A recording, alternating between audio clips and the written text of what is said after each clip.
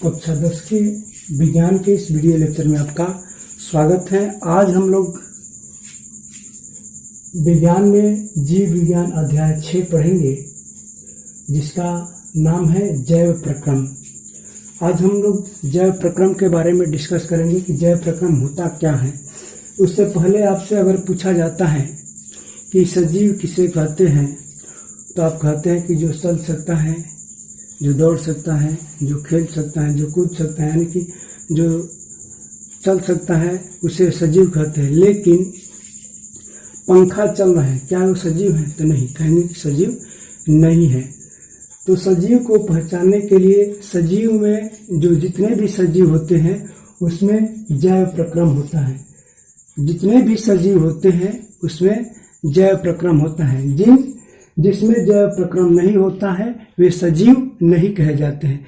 जिनमें जैव प्रक्रम नहीं होता है वे सजीव नहीं कहलाते हैं।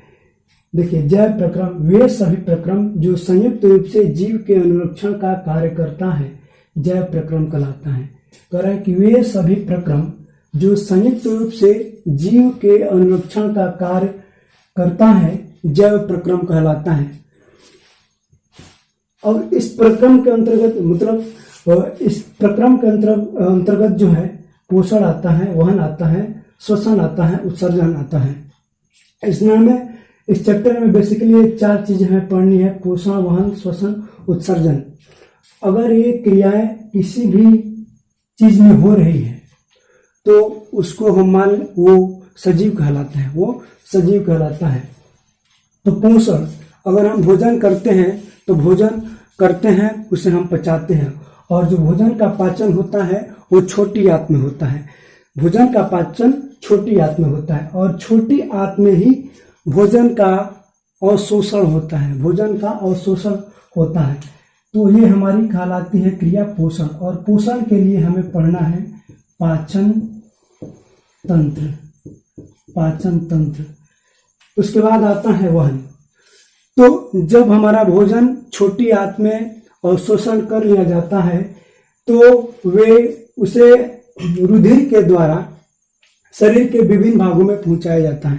उसे रुधिर के द्वारा शरीर के विभिन्न भागों में पहुंचाया जाता है। उस क्रिया को हम वहन कहते हैं, उस क्रिया को हम वहन कहते हैं। यानी कि जो अवशोषित भोजन है उसको शरीर के विभिन्न भागों में पहुंचाने की क्रिया को हम वहन कहते हैं। और इसके लिए हमें पढ़ना होगा परिसंचरण तंत्र।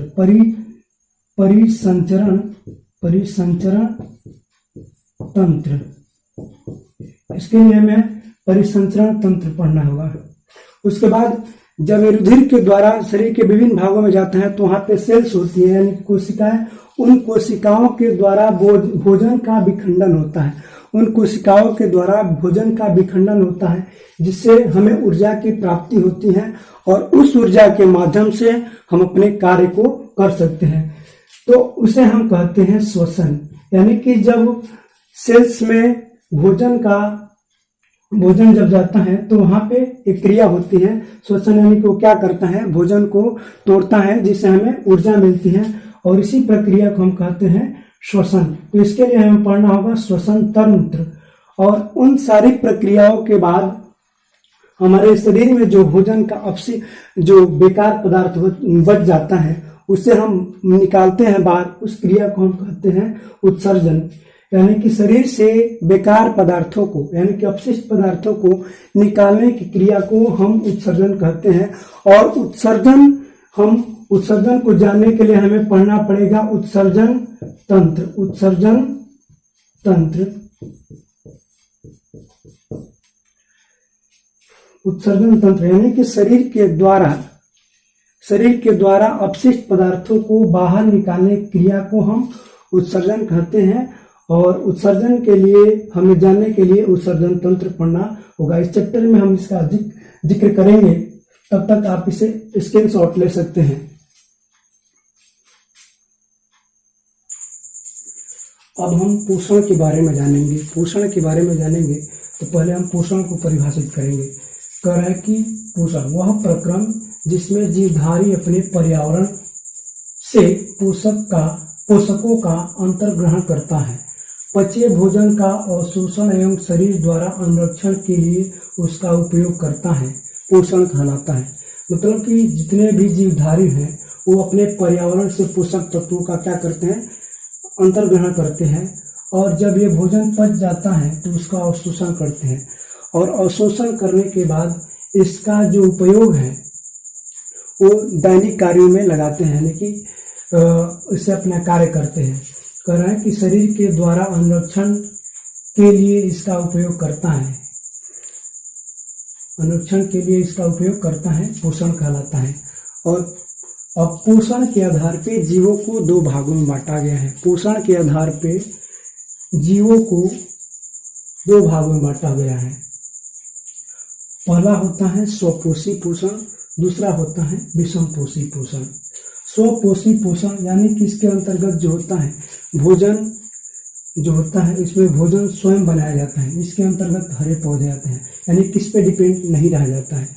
विषमपोषी पोषण यानी कि इसके अंतर्गत मानव आता है, यानी कि भोजन के लिए हम दूसरे चीजों पे आश्रित रहते हैं, वो क्या कहलाता है, विषमपोषी। और जिसमें भोजन के लिए स्वयं अपने आप बनाया जाता है वो होता है स्वपोषी। इसके अंतर्गत आता है हरे पौधे, और विषमपोषी के अंतर्गत आता है मानव।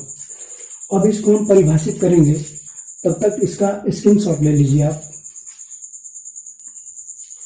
अब है हमारा देखेंगे स्वपोषी पोषण। स्वपोषी पोषण तो कहता है कि पोषण का वह तरीका जिसमें जीव अपने आसपास के वातावरण में उपस्थित तरल अजैव पदार्थों जैसे कार्बन डाइऑक्साइड, पानी तथा सूर्य का प्रकाश से अपना भोजन स्वयं बनाता है।